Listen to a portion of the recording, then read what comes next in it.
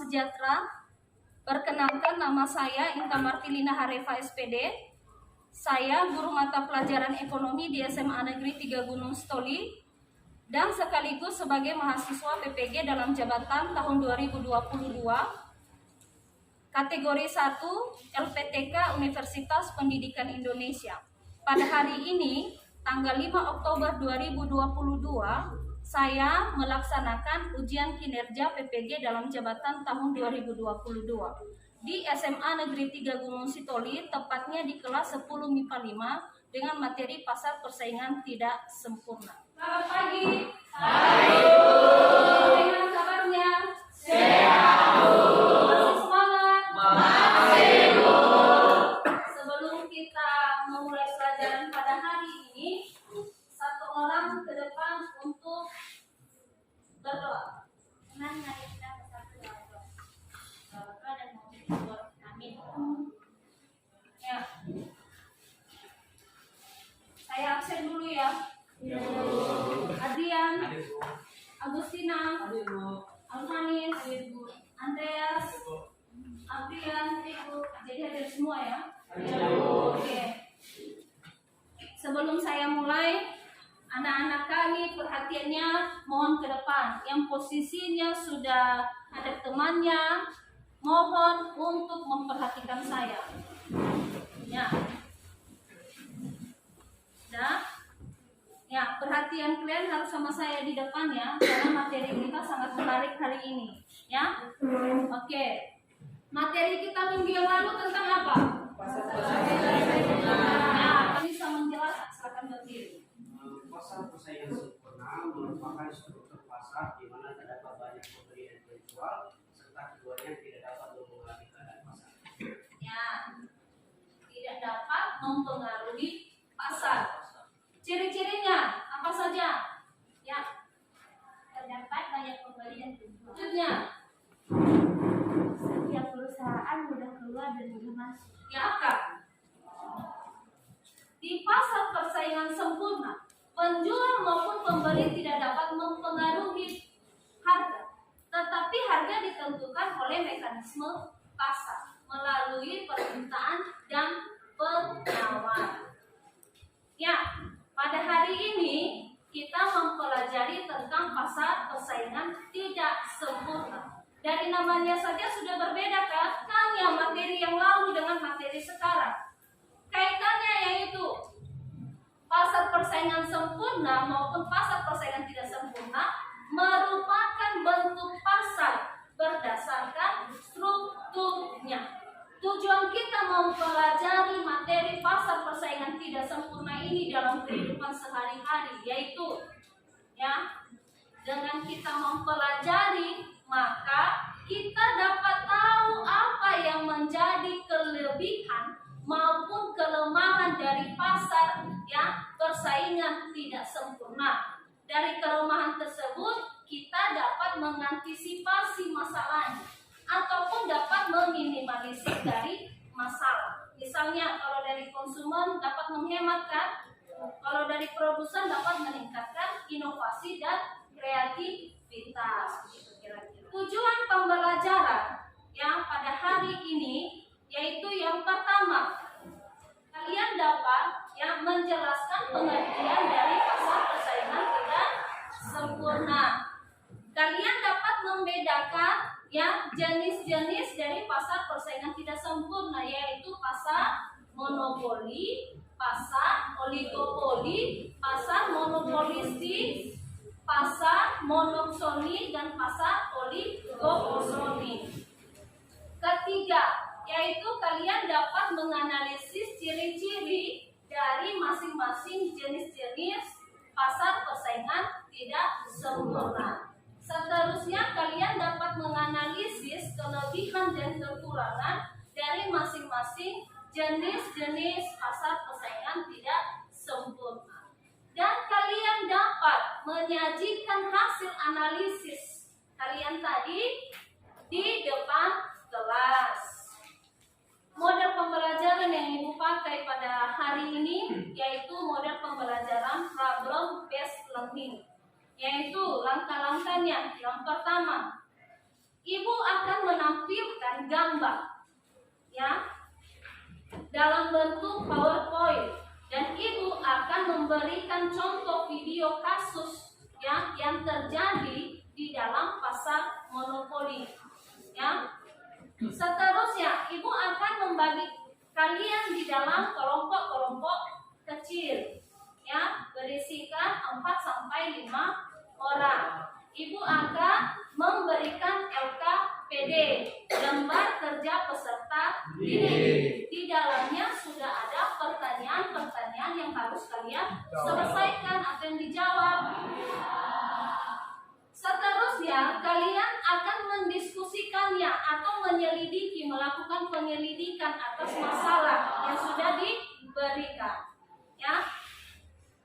Kalian akan mengembangkannya dan menyajikan hasil diskusi kalian di depan kelas. Setelahnya kita sama-sama menganalisis dan mengevaluasi hasil presentasi yang sudah dilaksanakan. Oke? Sumber belajar ya yang kita pakai pada hari ini, yaitu sumber belajarnya buku paket pegangan kalian dari buku Bumi Aksara halaman 104 ya, dan buku Grafindo ya halaman 94, termasuk juga berita-berita online, bisa juga lingkungan sekitar yang kalian lihat ya, itu sumber belajar kita. Baik, kita masuk pada pembelajaran pada hari ini. Ibu akan menampilkan PowerPoint-nya ya. Pasar persaingan tidak sempurna. Apa itu pasar persaingan tidak sempurna? Ya, pasar persaingan tidak sempurna adalah suatu bentuk pasar yang mencerminkan sebuah kondisi di mana hanya ada penjual tunggal atau beberapa saja, atau sebaliknya, ya, sehingga dapat memicu ketidakseimbangan antara pembeli dan penjual di pasar. Ya, ini gambar yang pertama. Apa yang kalian lihat dari gambar? Apa pasar yang kalian lihat? Itu ada di kehidupan sehari-hari kah? Ya. Ya, di pasar tersebut banyak pembeli kan? Banyak. Kita sebagai masyarakat kan? Ya, ada berapa penjualnya? Hanya satu. Itu dia. Sudah? Ya, apa yang kalian lihat ini? Semen. Pasar oligopoli. Jadi dari melihat gambar ini di atas, kira-kira banyak pembelinya? Banyak. Kita butuh banyak penjualnya? Banyak. Tapi lebih dari 2 kan? Iya. Tidak hanya 1 kan? Iya. Tapi dia lebih dari 2. Tapi kategorinya tidak banyak. Itu dia ya. Yang ketiga, apa yang kalian lihat di sini? Sabun kan? Banyak merek sabun kan? Ya, ini merupakan pasar persaingan monopolistik. Jadi dari melihat gambar, banyak pembelinya? Banyak. Kita butuhkan? Banyak penjual? Banyak, sangat banyak, dan bervariasi. Sama kegunaan, ya, hanya saja corak wanginya berbeda, ya kan? Setelah melihat gambar, apa yang menjadi ciri-ciri dan serta kelebihannya? Apa saja masalah yang timbul pada jenis pasar tersebut, dan bagaimana cara mengatasi masalah kelemahan pada pasar tersebut? Itu yang menjadi pokok yang kalian diskusikan. Ibu akan menampilkan satu video, mohon diperhatikan nanti, ya, disimak baik-baik apa pesan yang bisa kalian ambil di dalam dan apa masalahnya. Pelanggan PLN, yakni ibu rumah tangga berinisial M, tinggal di rumah di Tangerang sejak Februari 2020. Wanita berusia 31 tahun ini mengatakan, Kejanggalan muncul ketika suaminya mendapat tagihan online yang membengkak hingga hampir 5 juta rupiah pada bulan Oktober 2020. Padahal, biasanya ia hanya menerima tagihan sebesar 500.000 sampai 700.000 rupiah per bulannya. Hal serupa kemudian terjadi kembali pada bulan November 2020. Merasa aneh, keluarga itu kemudian datang ke PLN Cabang Kreok Ciledug. Singkat cerita, tiba-tiba ada petugas PLN yang datang ke rumahnya untuk mengecek meteran pada 14 Januari 2021. Petugas yang mengenakan seragam itu mengatakan bahwa meteran tersebut harus diganti lantaran angkanya tidak presisi. M pun mengizinkan petugas untuk mengganti meteran tersebut karena merasa memang tidak pernah diganti sejak 2019. Tanggal 15 Januari 2021, M dan suaminya datang ke kantor PLN sesuai dengan jam yang ditentukan untuk menukarkan meteran lama dengan meteran baru. Menurut pengakuan M, petugas mengecek meteran tersebut tanpa memperlihatkan kepada M dan suaminya. M pun terkejut ketika petugas mengatakan terdapat kabel yang tidak seharusnya. Ia pun menunjukkan kabel hitam yang dipasang rapi di dalam komponen meteran. M mengatakan setelah itu mereka langsung dikenakan denda sebesar 68 juta rupiah karena dianggap telah melanggar kitab 2T2TL. Namun yang membuat mereka tidak terima adalah karena uji coba lab menunjukkan hasil error hanya sebesar 10-15%. Mereka juga sudah menjelaskan bahwa rumah tersebut masih atas nama kakak dari suami. Sehingga keduanya hendak menanyakan terlebih dahulu mengenai keberadaan kabel tersebut. Namun mereka mengaku tidak diizinkan dan harus membayar denda saat itu juga, atau listrik akan diputus.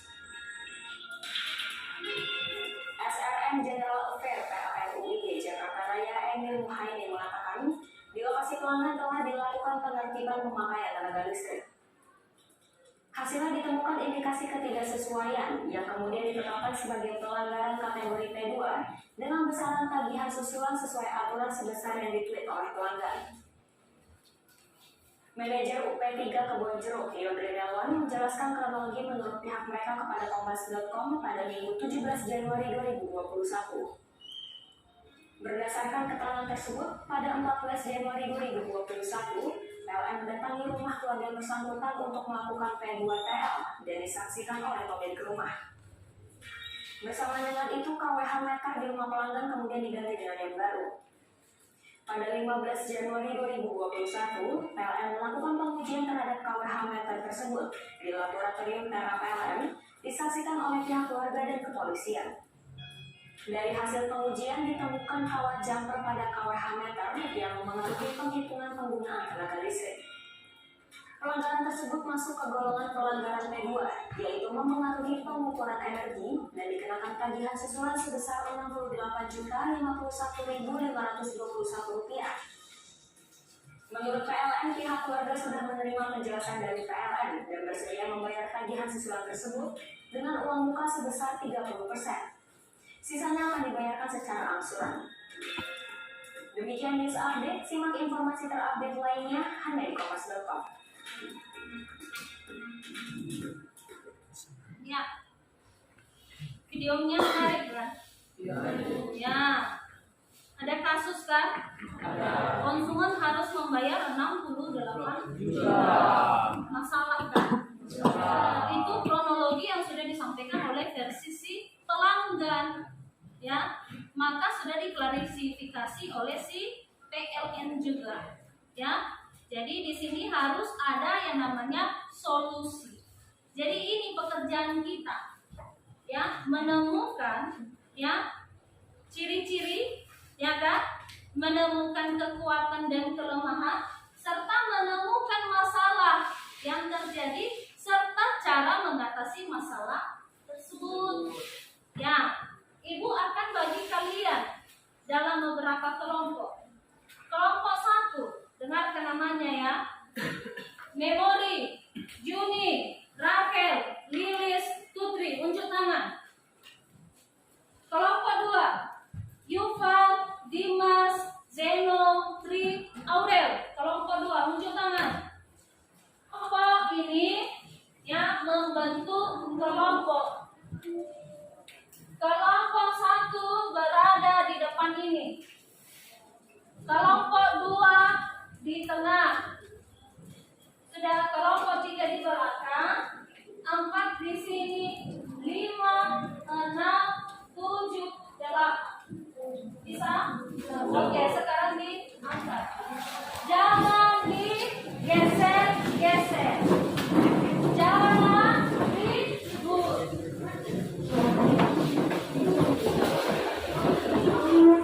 Sudah semua?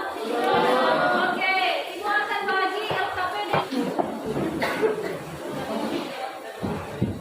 Kelompok 2.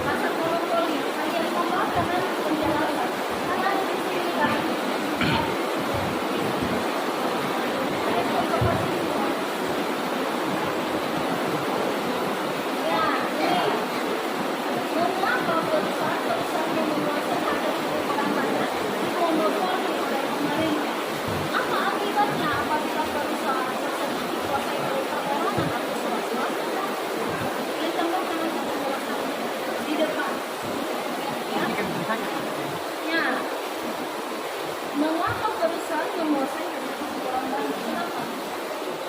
Karena memang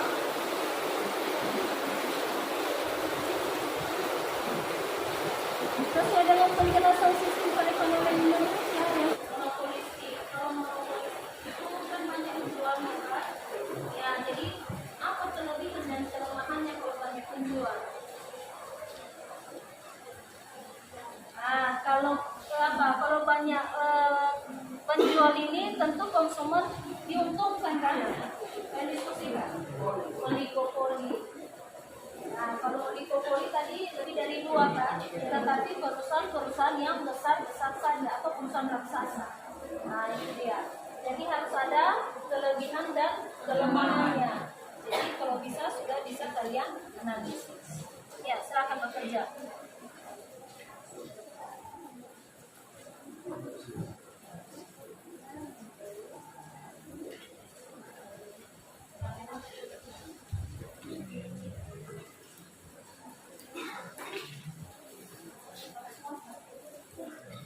Ada masalah?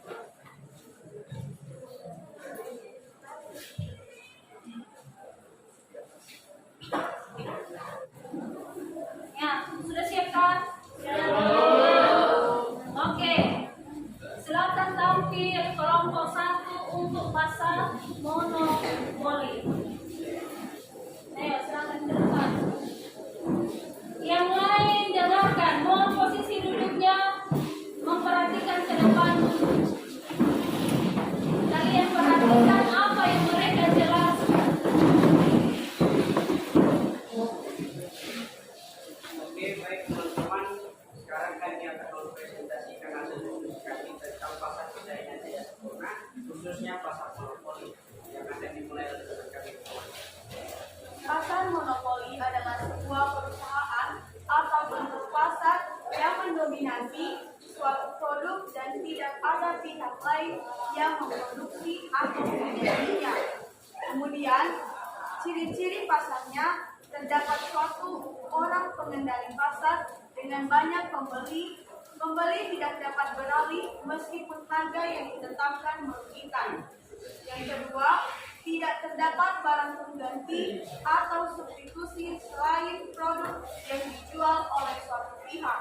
Yang ketiga, adanya beberapa hambatan dalam memasuki pasar bagi perusahaan baru. Hambatan dapat berupa undang-undang, teknologi, hingga modal yang besar. Kemudian, penjual pada pasar dapat menentukan harga sesuai keinginannya karena karena tidak adanya barang substitusi.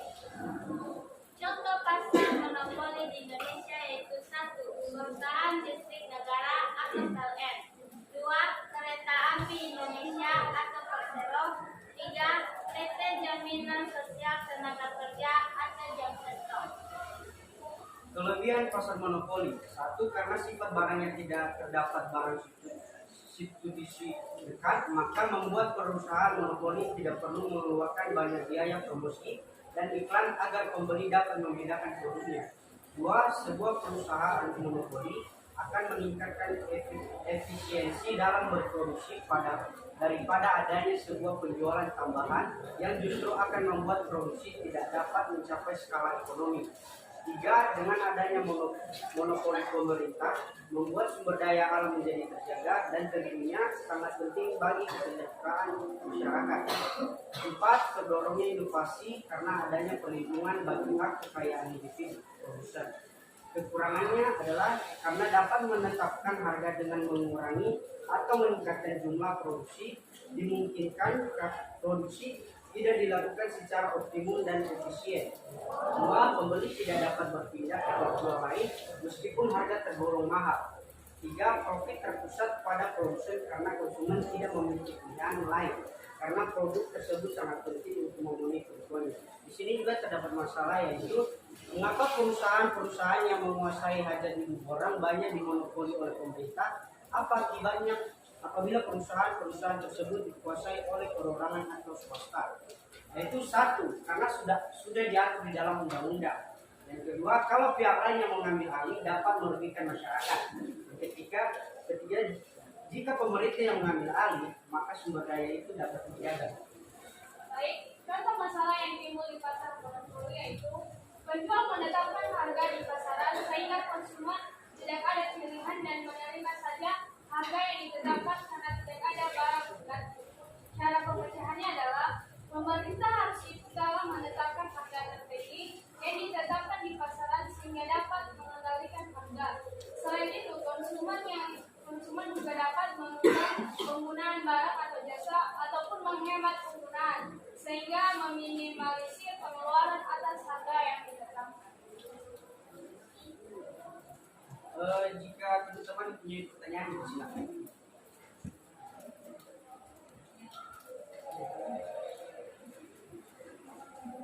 Baik, saya akan bertanya dari Komisi 1. Pertanyaan saya, ada banyak kasus yang dapat kita lihat di media sosial tentang penetapan harga atau aturan yang membuat konsumen merasa dirugikan. Contohnya, kasus pada tagihan listrik yang mencapai 68 juta hanya pada satu rumah kecil yang daya pemakaiannya tidak besar. Jadi yang saya tanyakan adalah, bagaimana masyarakat menyelesaikan masalah seperti itu? Karena jika tidak dilunasi, maka akan dilakukan pemutusan pada meteran listrik. Jika ada pertanyaan lain, silakan, dan jika tidak ada, sesi pertanyaan tersebut. Ya, kita berikan kesempatan dulu untuk mereka untuk berdiskusi sebentar ya. Ya, silakan berdiskusi.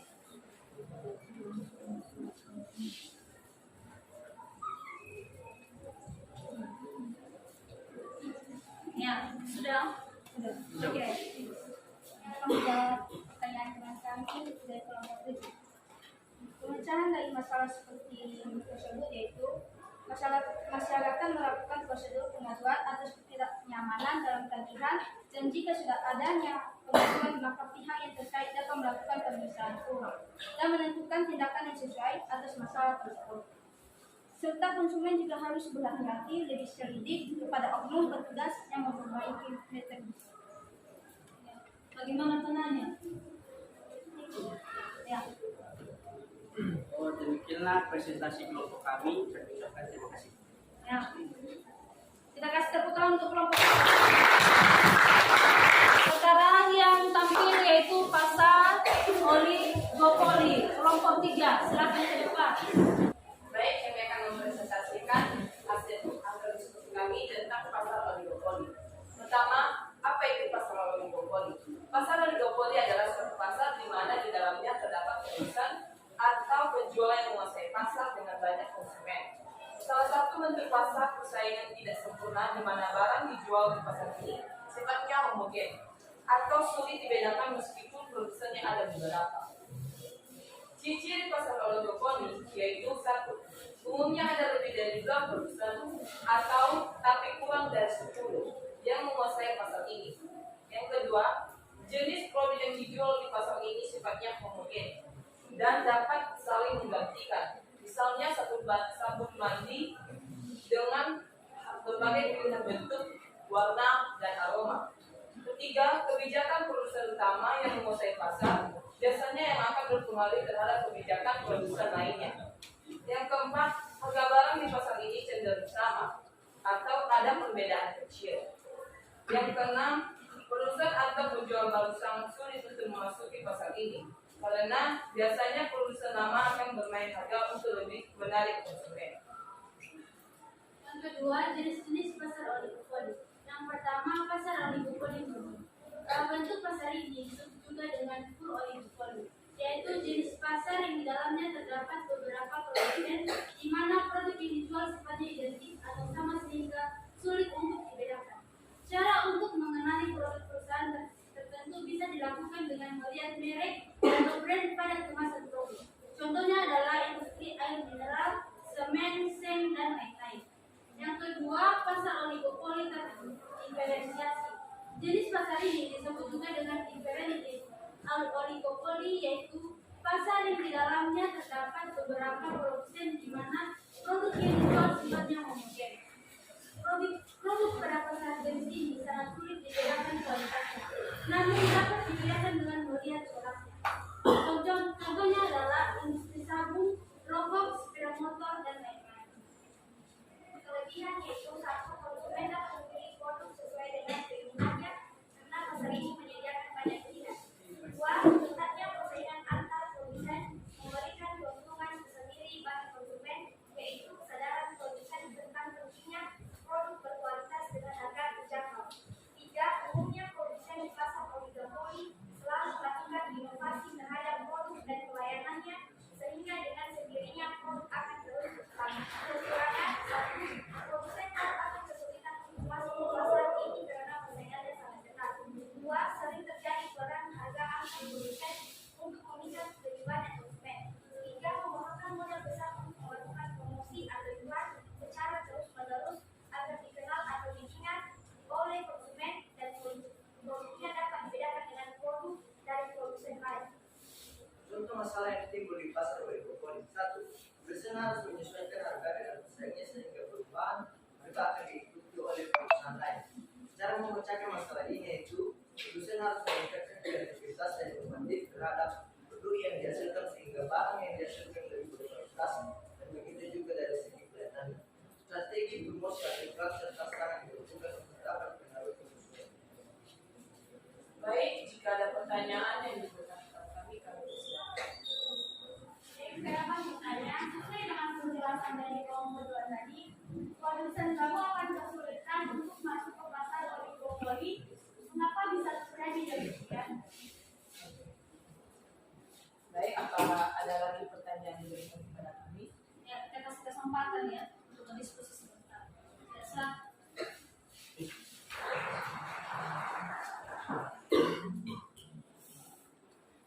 Ya, sudah. Oke. Baik, jawaban akan dijawab oleh teman kami Margaret. Baik, kami akan menjawab pertanyaan dari kelompok 8. Karena produsen baru adalah orang baru di pasaran. Produsen lama sudah memiliki konsumen terlebih dahulu sehingga produsen baru ini memiliki resiko besar dalam mencari peminat dalam hasil produksinya. Ini hanya saja produsen baru akan mengalami tantangan dalam merintis usaha. Jadi harus ada jiwa wirausaha dalam menciptakan produk barang yang kreatif dan inovatif. Pelayanan sampai pada promosi sehingga konsumen akan mencari hasil produksi. Pak teman kami Margaret menerima pertanyaan jawaban kami. Baik, kami akan menutup diskusi kami. Terima kasih atas kesempatan yang diberikan. Ya, tepuk tangan untuk kelompok. Setelah kalian mempresentasikan di depan dan yang lainnya mendengar, serta memberikan pertanyaan dan sudah dijawab, maka kita analisis sekarang. Kelompok 1 tadi mengungkapkan masalahnya, yaitu masalah harga kan, yang ditetapkan oleh si penjual kan, pemerintah. Jadi konsumen hanya menerima saja, memang benar, itu dia. Ya, itu kelemahan dari pasar monopoli. Tetapi apa tujuan pemerintah di dalamnya? Untuk menjaga sumber daya yang mempengaruhi hajat hidup orang banyak.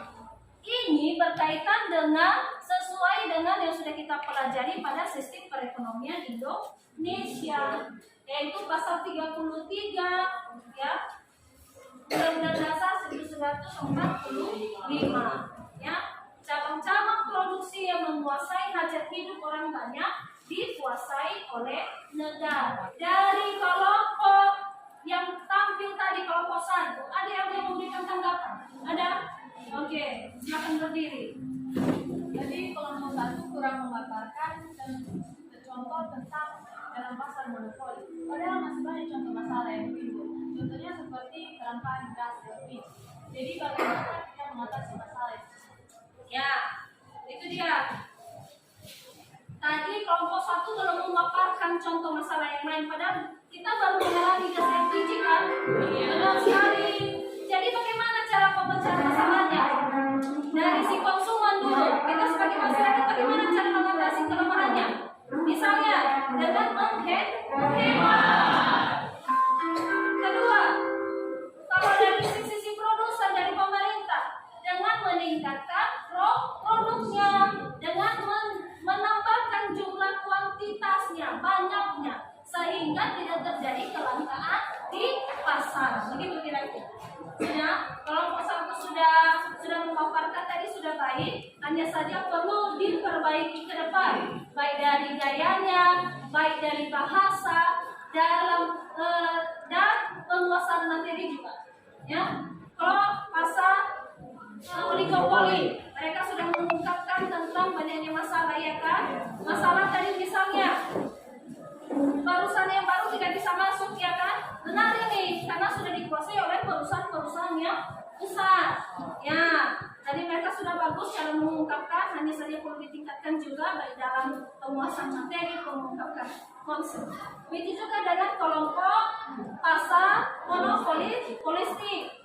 Kelemahannya tadi dipaparkan, yaitu terlalu banyak penjual, ya kan? Terlalu banyak cara sehingga persaingan di dalamnya semakin ketat, ya kan? Maka harus ada yang namanya inovasi serta yang namanya promosi. Ya, jadi si konsumen kan beruntung kan? Itu dia. Selanjutnya, kelompok monopsoni tadi mengungkapkan hanya satu pembeli, maka pembelinya suka hati menetapkan harga, ya kan? Maka penjual dirugikan. Benar ini terjadi di daerah-daerah kita yang terpencil kan?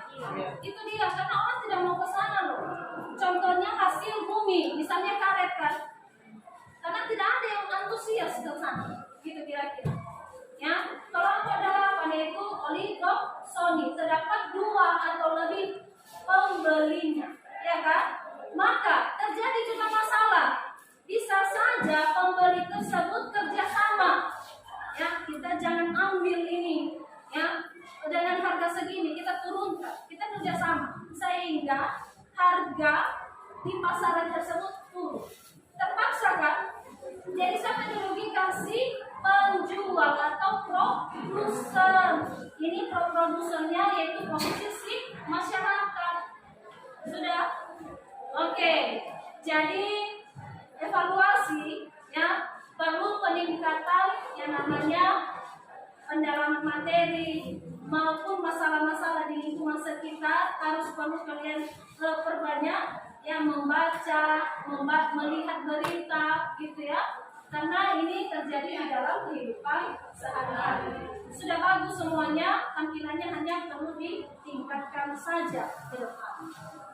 Ya, kesimpulan dari yang sudah kita pelajari dari tadi, pasar-pasar yang tidak sempurna adalah pasar yang tidak seimbang antara penjual dan pembeli sehingga memicu yang namanya konflik dari pasar. persaingan tidak sempurna, ada jenisnya banyak kan? Yaitu pasar monopoli. Kalau pasar monopoli itu apa? Yang hanya ada satu penjual dan pembelinya banyak. Kedua yaitu pasar oligopoli, yaitu terdiri dari 2 atau lebih penjual, ya, tetapi pembelinya banyak. Ketiga yaitu pasar monopolistik. Nah, ini terlalu banyak, ya, dan semuanya tergantung yang namanya produsennya di dalam mengambil hati si konsumen. Keempat yaitu pasar monopsoni, terdapat hanya satu pembeli saja, ya. Kalau pasar oligopsoni adalah pasar yang terdapat 2 atau lebih pembeli. Ada pertanyaan? Ada yang perlu kita bahas? Tidak ada. Oke, maka sebelum kita mengakhiri, maka saya akan memberikan poster sebentar. Kalian kerjakan. Dikasih di selembar kertas. Kasih nama, kasih kelas ya. Ya, langsung jawab, Bang.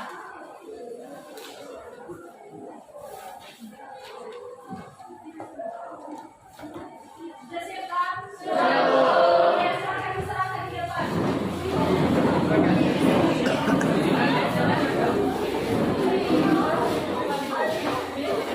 Dari yang sudah kita lakukan dari tadi sampai sekarang, kita lakukan refleksi. Apa yang kalian senangi dari pembelajaran ini? Siapa yang bisa memberikan pertanyaan? Oke.